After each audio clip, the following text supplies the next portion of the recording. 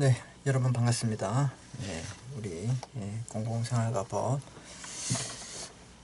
벌써 10주차 수업이 되었습니다. 그죠? 네. 시간이 참 빨리 가죠, 여러분. 네, 빨리 가는 것 같고 여러분 또 기말고사를 준비해야 되는 것 같고 맞죠? 네, 그래요. 어차피 우리 뭐 여러분만 보는 게 아니라 뭐 여러분 친구들도 같은 학우들도 다 보고 전국의 대학생들은 정해진 시간 내에 다 보기 때문에 너무 억울해하지 마시고 진짜 열심히 하면 될 것 같아요. 네. 자, 오늘 시간도 여러분하고 이렇게 이제 연구실에서도 강의를 치게 되었습니다. 그래서 오늘 제가 좀 판서를 좀 해야 할 내용들을 미리 이제 제가 그려서 PDF 파일을 올렸습니다. 그래서 여러분들은 이거 기억나시죠? 짜잔. 요거 한 페이지, 요거 2페이지, 그리고 이제 우리 법원의 사이트에 있는 거 이거 올렸습니다. 그래서 요거 세 가지 어차피 여러분 이제 필기를 해야 돼요. 근데 필기를 하면 여러분 좋은데 제가 적었어요. 미리 이제 판서를 했다 생각하고 요 한 부분을 가지고 제가 이제 설명을 하면서 오늘 주 수업이 이루어지고 있다. 상당히 중요한 부분이 됩니다. 그래서 이렇게 보시고 오늘은 우리 저번에 좀 못다한 부분에 대해서 또 설명을 하고 가겠습니다. 자, 우리 이제 저번 시간부터는 우리가 이제 형사 사건에 대해서 공부를 했죠. 그래서 이제 복습을 좀 하겠습니다. 우리 이제 그 저번 시간에 여러분 이제 혹시 필기를 하셨거나 아니면 제가 이제 칠판에 적어둔 그런 내용들을 좀 보시면 범죄와 형벌은 법에 정해져 있어야 한다. 그래서 제형 법정주의 말씀드렸죠. 자, 그래서 우리 이제 로마자 7쪽에 있는 내용들 잠깐 복습을 하고 오늘 또 수업을 들어가 보도록 하겠습니다. 자, 거기에 보시면 이제 범죄의 성립 요건과 처리. 이거 진짜 중요했습니다. 자, 그래서 여러분들 이제 형법에서 말한 이제 범죄가 되기 위해서는 이제 구성 요건에 해당해야 된다. 그죠? 첫 번째 요건 구성 요건에 해당. 두 번째 위법해야 된다. 위법. 세 번째 책임성을 가지고 있어야 된다. 유책한 행위. 그래서 이제 구성 요건에 해당하고 위법하고 책임이 있다. 그랬을 때 이 세 가지 요건을 다 갖췄을 때 뭐가 되는 거예요? 그렇죠? 이제 범죄가 성립한다. 자, 그래서 두 번째 구성 요건이란 형법의 범죄를 규정한 행위를 말하고 이 요건을 갖춘 행위, 범죄 행위가 돼야 한다. 이거 다 아시죠? 자, 그 다음에 이제 중요한 게 바로 위법성이었어요. 그러면 이 세 가지 요건 중에 어느 하나가 없다. 이랬을 때는 이 요건이 형성이 안 된다. 다 했습니다. 그래서 특히 이제 위법성의 조각 사유가 상당히 중요했다 이 말입니다. 혹시 기억나시죠? 자, 그래서 이제 구성 요건에 해당하는 전제 법지수가 이제 위법적인 내용이 있어야 한다 이 말입니다. 부정적 가치 판단을 의미한다 했죠. 자, 그런데 이제 구성 요건에 해당하더라도 이제 위법성이 없으면 범죄가 안 되죠.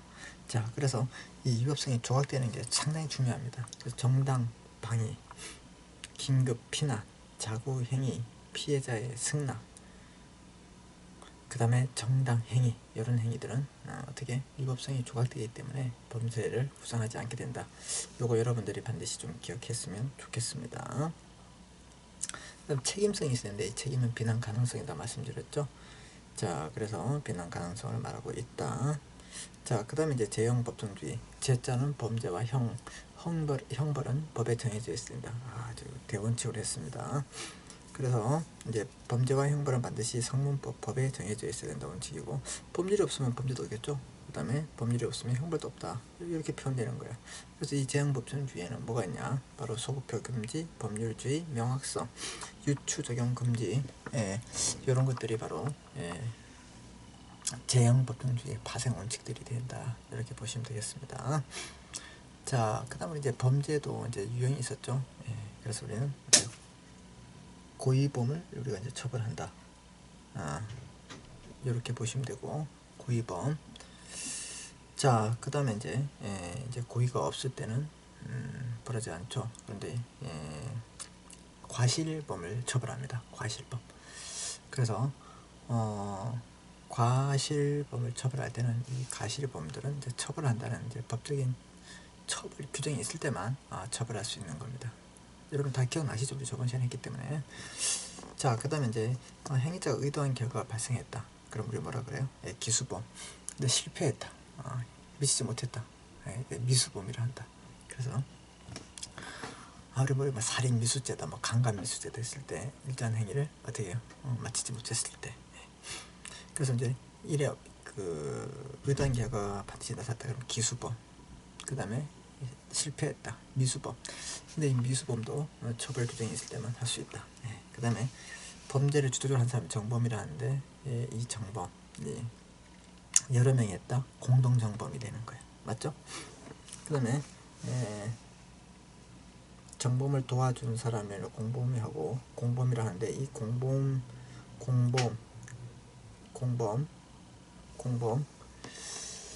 이 공범 중에서도 이제 범죄를 이제 저지도록 시킨 사람, 교사한 사람, 교사범. 그리고 이제 망봐주고 이렇게 도움을 주신 분, 방조범, 종범, 이런 범이 있다. 그래서 여러분들 이제 고의범, 가실범, 기수범, 미수범, 그 다음에 정범, 공동정범, 그 다음에 공범 중에서는 교사범, 방조범, 종범이 있다. 이런 것들 여러분들이 한번 알아두시면 좋겠습니다. 반드시 알아야 되고. 자, 이제 범죄를 처리할 때 이제 즉결 심판이 있고 약식 기소에 의한 방법이 있다. 그래서 이제 경미한 사건에 대해서 즉결 심판, 정식 재판 갔을 때는 비용도 많이 들고 시간도 많이 들기 때문에 즉결 심판한다. 그 다음에 일정한 경우에 이제 약식으로 간이한 절차를 할 수 있는 게 검사의 뭐 약식 기소에 의한다. 이런 것들을 배웠습니다. 자, 그 다음에 이제 우리 경범죄 이런 걸 배웠죠. 경범죄. 이제 불법의 정도가 가벼운 정을 우리가 형벌도 낮은 범죄를 경범죄라 합니다. 그래서 뭐가 있냐면 뭐 10만 원 이하의 벌금, 구류, 가료를 말하고 있는데, 광고물에 대한 부착, 쓰레기를 아무데 막 버리고, 그런 건 노상방뇨, 무임승차, 장난전화 이런 것들 안 된다. 그 다음에 이제 지속적인 이제 괴롭힘이 뭐냐면 스토킹 같은 거예요. 스토킹 따라다니고 이제 막 전화하고 괴롭히고 이런 것도 추가됐다. 여러분 이렇게 알아두시면 되겠습니다. 자, 그 다음에 스토킹. 사실 스토킹 문제 많죠. 우리 저번 시간에 말씀드렸지만 타인을 알고 공격을 당하거나 살해가 될 위험을 느끼게 정도로 이제 남을 쫓아다니는 것을 말하고 있습니다. 그래서 이제 이 직접적인 폭력이 없는 행위를 하나로 볼 수 있습니다. 직접적인 접촉이 없는 폭력 행위를 하나로 볼 수 있다. 그래서 남을 쫓는 행위, 물리적으로 막 따라다니고, 이거 엄청 무섭죠. 밤에 막 가는데 막 혼자 막 따라오고 있다. 그 다음에 이제 뭐 전화 계속 하고, 이제 뭐 전화를 차단했는데 다른 전화도 하고, 발신번호 뭐 표시 제한. 이거 막 심각한 정도죠. 그럼 될까 안 될까? 안 되죠. 그 다음에 또 뭐가 있을까요?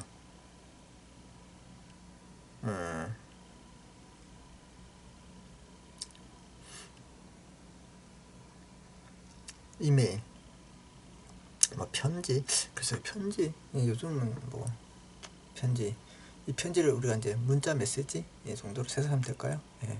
그냥 뭐 우체국 아저씨가 와서 우편함에 넣고 이건 편지는 아니겠죠. 네, 뭐 그렇게 보시면 될 것 같고요. 자, 그래서 이런 것들은 이제 법이 좀 더 강하게 되어 수 있도록 만들어야 된다 이 말이고. 자, 그 다음에 이제 특히 중요한 게 이제 우리 이제 그 헌법에 보면 이제 행복주거권의 성적 자기결정권이 파생되는 원리가 있습니다. 자, 그래서 여기서 이제 우리 강간죄 객체가 옛날에 부녀 이렇게 되어 있는데 이제 남성도 된다. 이런 것들 하나 기억하시고. 그래서 성폭력은 이제 친고죄였는데 이제 비친고죄도 바뀌었다. 이런 설명들은 제가 저번 시간에 좀 말씀 다 드렸죠. 그래서 그렇게 알고 있으면 될 것 같고요. 자, 그럼 이제 교통사고 같은 경우에는 이제 특례법에 의해서 어떻게 해요?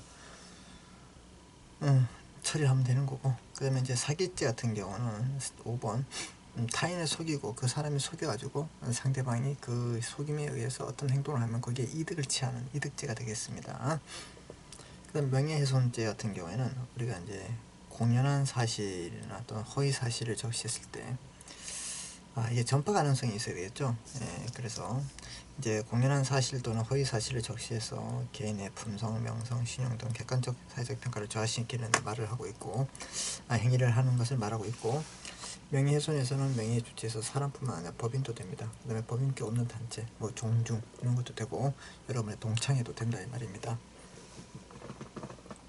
자, 명예훼손죄가 되기 위해서는 이제 사회적 가치나 평가가 침해될 가능성이 있어야 되고, 허위 사실을 적시하고 있어야 하고, 사실 또는 허위 사실의 유포자가 불특정 또는 다수인에게 인식할 수 있는 상태여야 됩니다. 자, 진실한 사실이 오로지 공공의이기 위해서는 명예훼손죄가 되지 않는다고 저번 시간에 말씀드렸죠. 자, 여러분 이제 계속 반복하고 있는데, 이렇게 반복하면 나중에 기말고사 보일 때 우리 과목에 대해서는 이제 투자를 좀 덜 하셨더라도 다른 과목에서 더 열심히 하면 좋은 성적이 많이 나오지 않을까, 이런 생각에서 계속 반복해 드리는 겁니다. 자, 그 다음에 이제 일정한 이제 범죄, 구성요건의 해당성, 위법성, 그 다음에 책임성에 의해서 범죄가 구성되면 거기에 합당한 벌을 받아야 되겠죠. 이게 형벌입니다. 그래서 이제 형벌은 우리 이제 가장 무거운 게 생명의 사형이 있습니다. 우리나라는 최근에 한 10몇 년 동안 이제 사형이라는 제도가 있지만 집행을 하지 않았습니다. 그래서 오히려 이제 외국에서는 한국도 사형제가 폐지되지 않았나 이렇게 오해를 하실 정도로 이제 사형 집행이 없었다. 근데 사형 제도가 있습니다. 그 다음에 자유형에는 징역, 금고, 구류가 있다. 그 다음에 재산형에는 벌금, 가료, 몰수가 있다. 명예형에는 자격 정지와 상실이 있다. 여기에 우리가 이제 과태료, 범칙금 이런 것들은 이제 형벌이 아니고 벌금이 아니죠. 얘들은 뭐냐? 행정질서벌이라는 걸 여러분은 반드시 기억해야 됩니다. 뭐가요? 범칙금, 과태료 이런 것들은 행정질서벌이다. 그래서 그것들 여러분이 반드시 기억하셔야 된다. 꼭 기억하십시오. 걔들은 형벌이다 하면 틀렸어요. 질서벌이다. 이렇게 알고 있으면 됩니다. 자, 그 다음에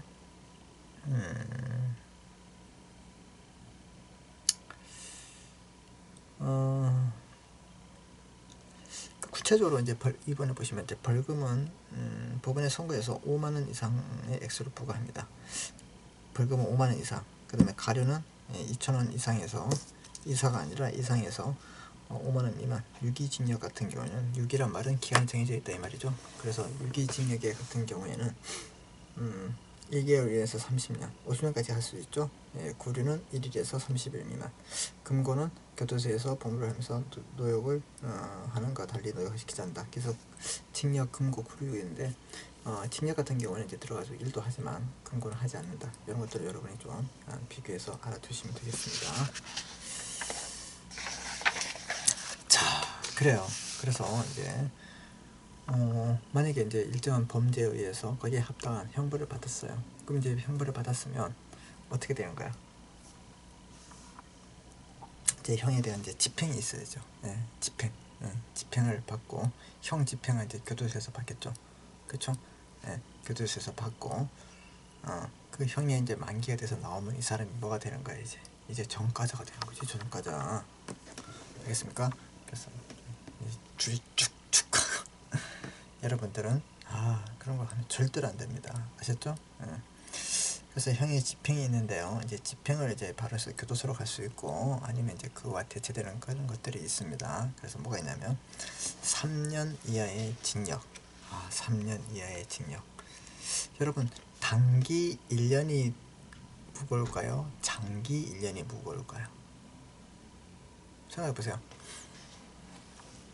단기 1년은 짧아야 1년이에요. 제일 짧은 게 1년. 장기는 길어봤자 1년이에요. 그러면 어떤 게 더 무거울까요? 형벌이. 장기 1년이 가볍죠. 단기 1년이 짧죠. 여러분 짧아서 1년이라 그런 뜻이 아니라 짧아봤자 1년이기 때문에 이해됐습니까? 예.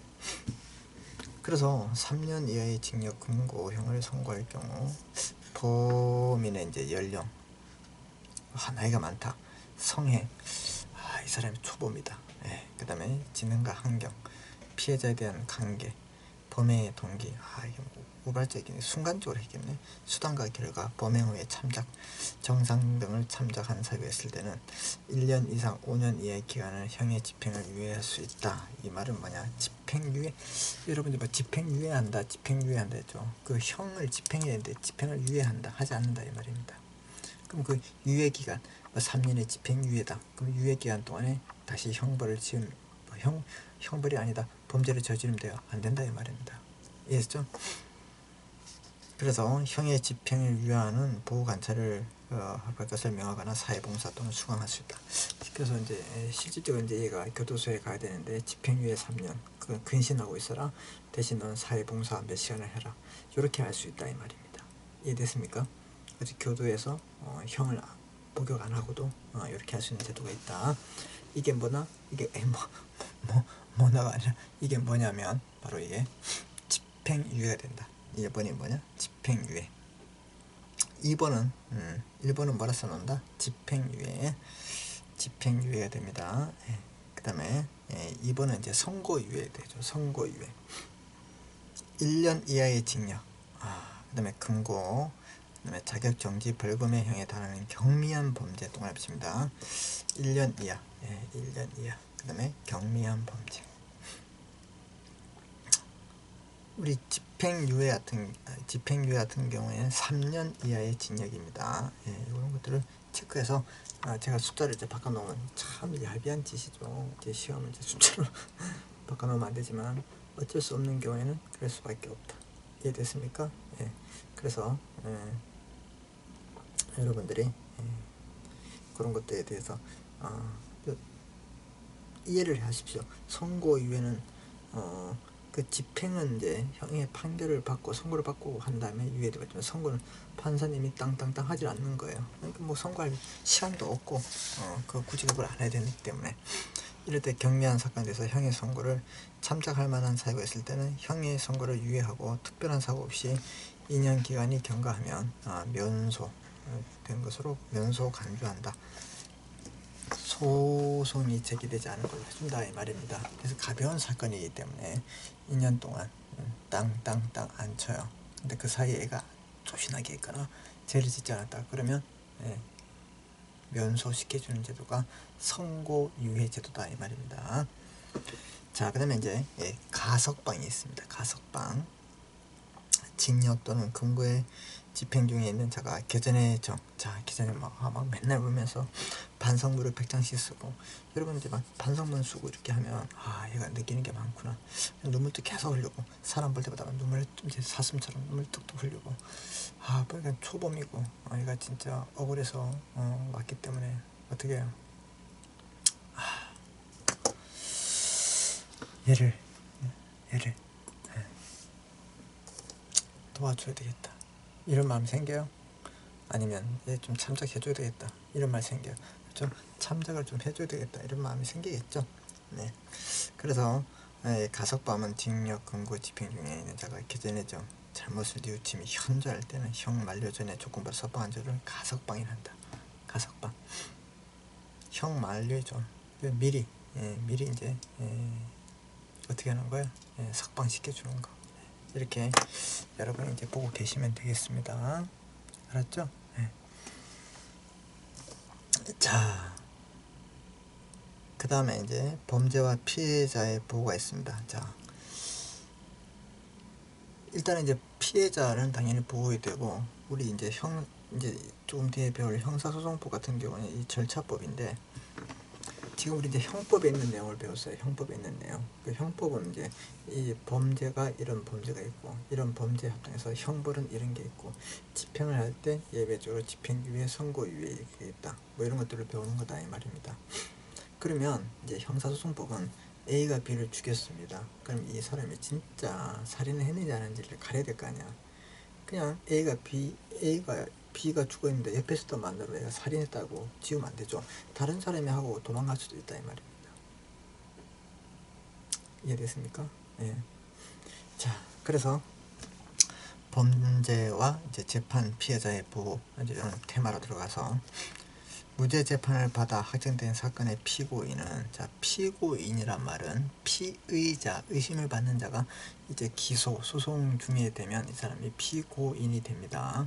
그래서 이따가 다시 공부합니다. 이 피고인은 형사보상 및 명예회복에 관한 법률을 따서 국가에 대해서 그 구금에 대한 보상을 청구할 수 있다. 우리는 무조건 무죄 추정의 원칙이에요. 그래서 이렇게 이제 무죄라고 추정하면서 재판을 해야지, 얘는 무조건 유죄라는 단정하에 재판을 못한다 이 말입니다. 그래서 얘가 이제 나중에 알고 보니까 막 감옥에도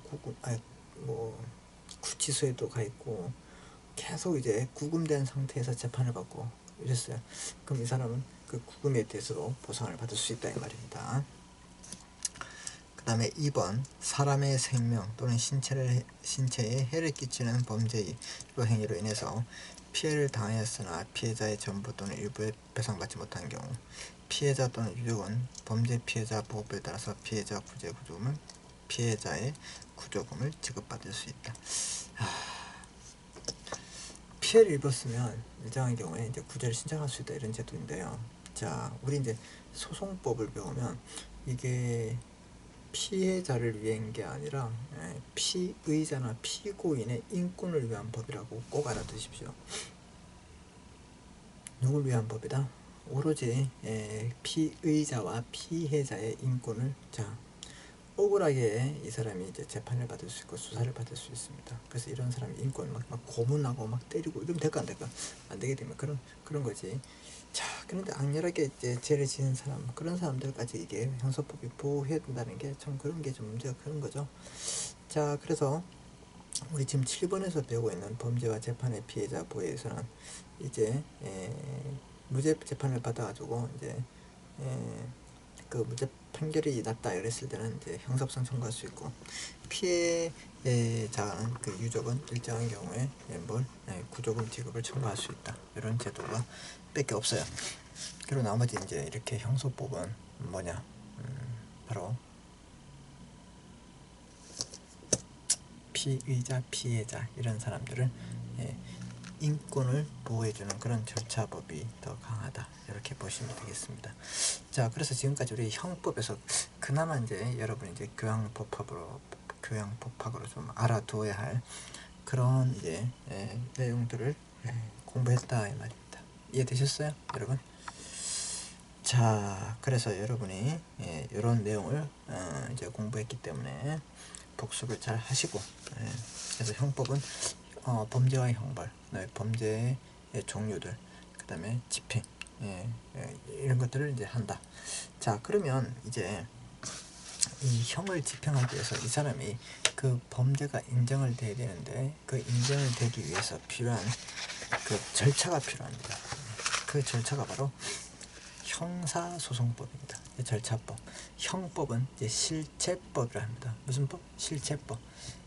실체법이란 말은 뭐예요? 그 근거가 되는 조항들이 있는 그 법들, 그거에 대해서 확정하기 위한 절차는 소송법, 이렇게 말하는 거예요. 자, 그래서 우리는 이제 로마자 8번에 오면 형사사건과 법에 대한 두 번째 테마, 형사사건 및 형사소송 절차, 이렇게 되어 있습니다. 있습니까? 좋습니다. 자, 이제 여기는 이제 제가 이제 보통 이제 강의실에서는 판서를 했죠, 여러분. 그래서 판서를 제가 지금 이렇게 적었어요. 어떻게? 여러분 이제 프린트 하셨죠? 이렇게. 짜잔. 이걸 이제 제가 이제 판서를 한다 생각하고 쫙 펴놓으시고 세 페이지 잘 보셔야 됩니다. 아주 중요하기 때문에.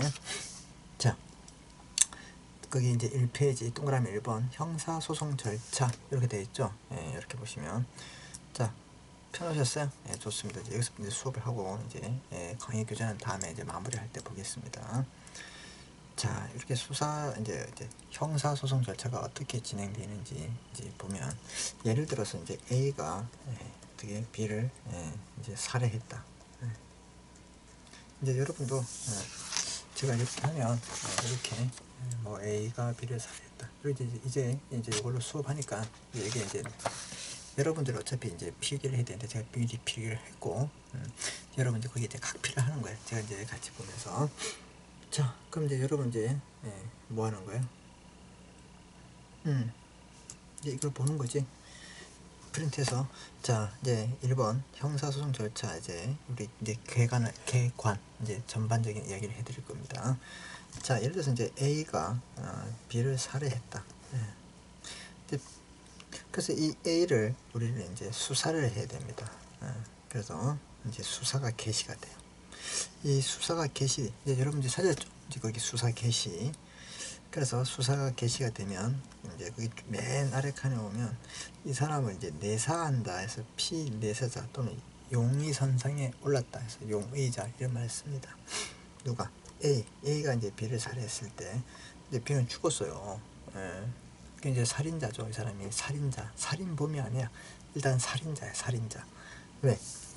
이 사람이 진짜 죽였는지 아니면 지나가는 병이 죽었는지 갑이 죽였는지 잘 모르잖아. 그래서 뭐 재판을 해봐야 한다 이 말입니다. 이해됐습니까? 예, 좋습니다.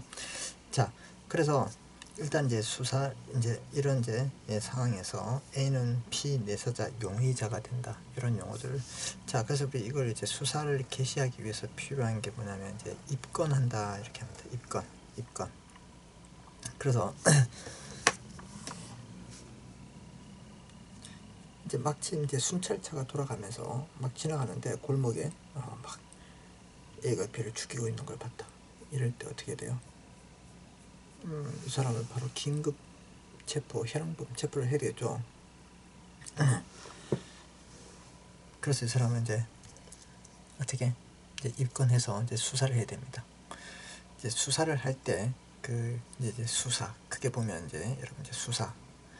그래서 여러분 이제 수사 개시하고 입건이 되면 이제 수사를 한다. 위에 보시면 동그라미 치고, 그 다음에 공소 제기에 의해서, 공소 제기하면 공판 절차, 재판이 열린다. 이 공판이란 말은 여러분 이제 재판이 열린다 이렇게 보시면 되고, 자, 그 다음에 이제 유죄가 되면 이제 형 집행에서 교도소에 간다. 이제 이건데 여기에 대해서 이제 부수적인 설명들 제가 쭉 적어놨습니다. 그래서 이제 이걸 이제 만약에 우리가 이제 제가 칠판에 적었으면 이제 또 쓰면서 이렇게 했는데, 지금은 이제 제가 미리 써가지고 여러분에게 어떻게 해요? 이 판서한 걸 자료를 올리기 때문에 여러분께 좀 더 편할 수도 있습니다. 따라온 데도 편할 수 있고. 자, 그렇게 해서 이제 이 사람이 이제 수사를 해야 되겠죠. 이제 A가 B를 죽였으면 이제 어떤 상황인지 아시죠? 그래서 입건이 돼서 이제 수사를 하는데, 이제 수사를 어떻게 할 것인가. 자, 수사는 있잖아요. 이제 먼저 사법경찰관이 합니다. 사법경찰관.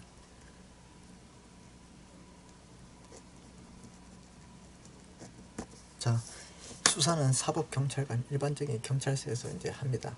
그리고 이제 수사에 대한 증거를 다 어디로 보내냐면 이제 검찰청에 검사에게 보냅니다. 그래서 이제 검사가 수사의 지휘와 종결을 한다 이 말입니다. 그래서 검사가 막 강압하고 있는 겁니다. 그래서 요즘 뭐 수사권을 독립하라 막 이런 얘기 있잖아요. 뭐 검찰과 경찰을 독립시켜라, 검경. 그래서 1차적인 일선 이제 수사기관은 경찰이 되는 거고 2차적인 검사가 됩니다. 그래서 검사들이 이제 다 이제 그 수사의 종결을 위해서 나중에 이제 뭐가 되는 거예요? 원고가 되는 거죠. 소송을 제기하면. 무슨 말인지 이해됐습니까? 예. 자, 그래서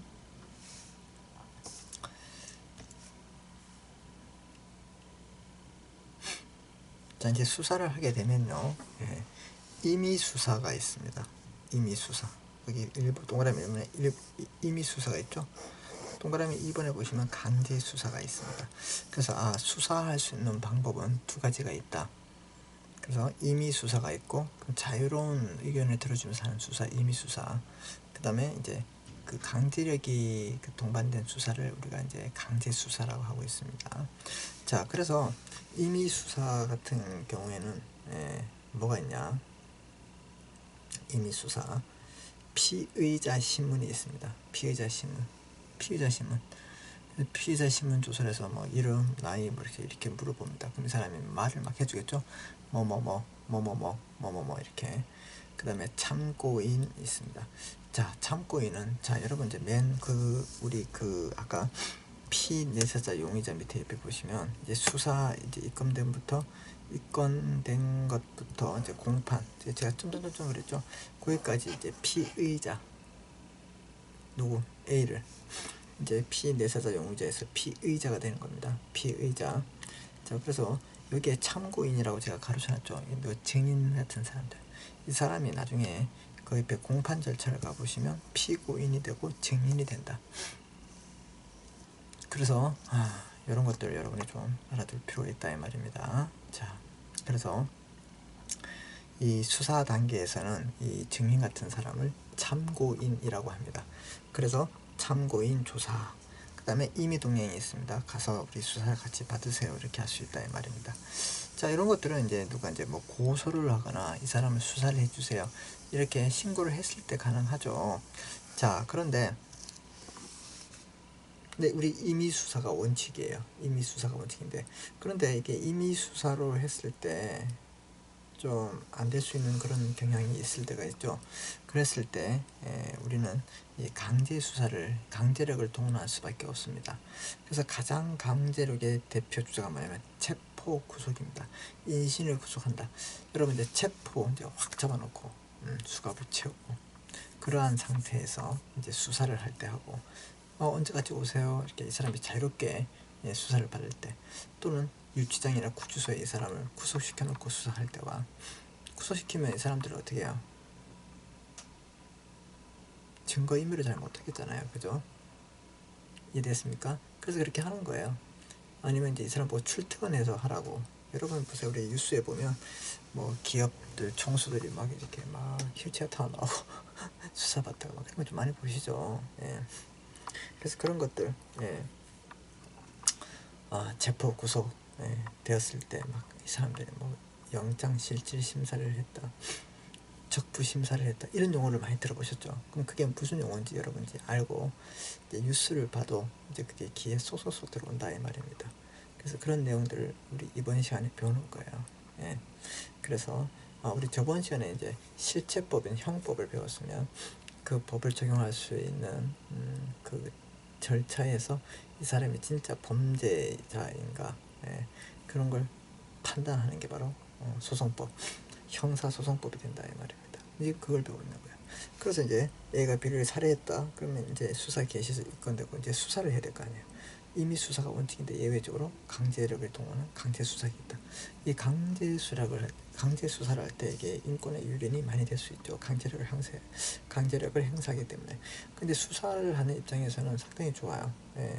이 사람이 증거를 입만할 연료도 오기 때문에 바로바로 어떻게 해요? 수사를 할 수 있습니다.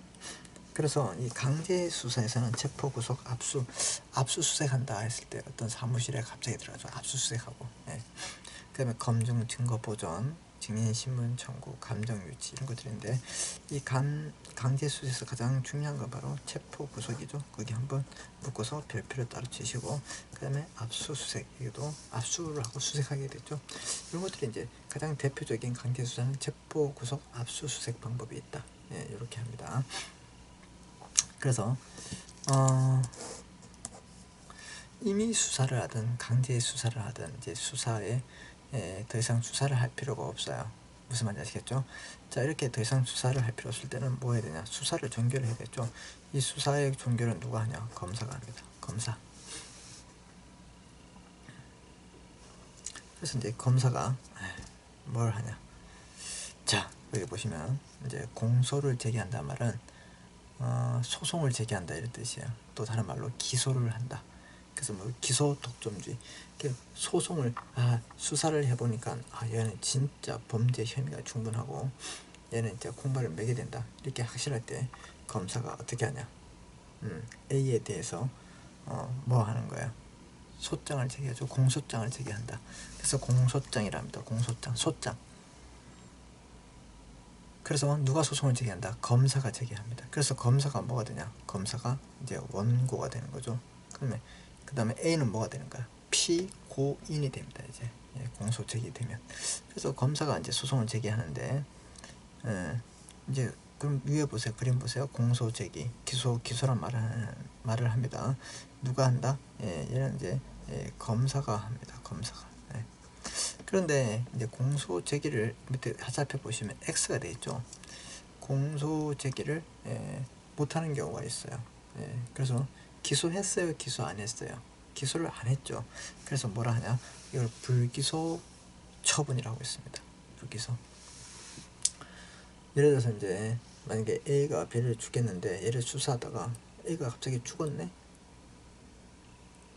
그럼 뭐가 되는 거야? 공소권이 없죠. 이런 것들이에요. 그럼 기소해봤자 의미가 없다 이 말이죠.